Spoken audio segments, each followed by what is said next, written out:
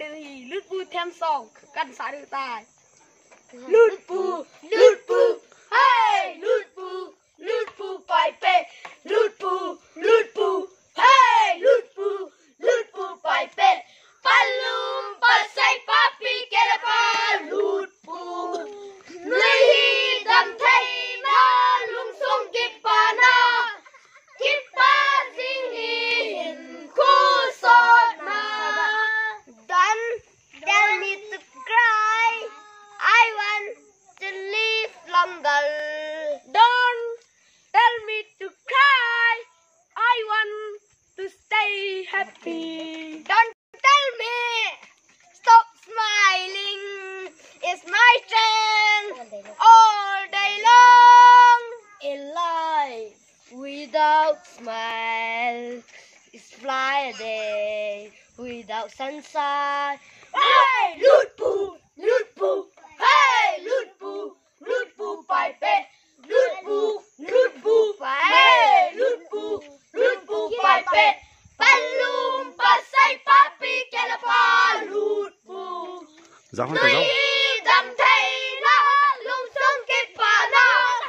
kip pa ding in khu sot na lướt bu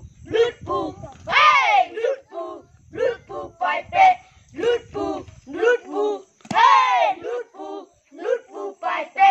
palum pasai papi kera pa lướt bu nuôi đam thấy na lung sung kip pa na kip pa ding in khu sot na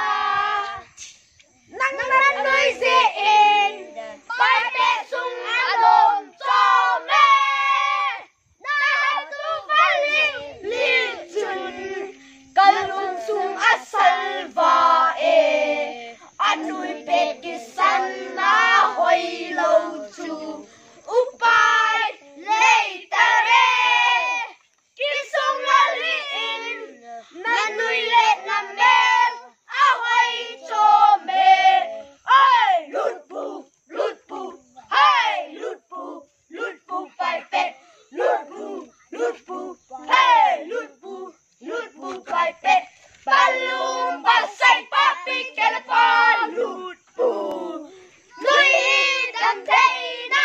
lung sung kip pa na kip pa ding in khu sot na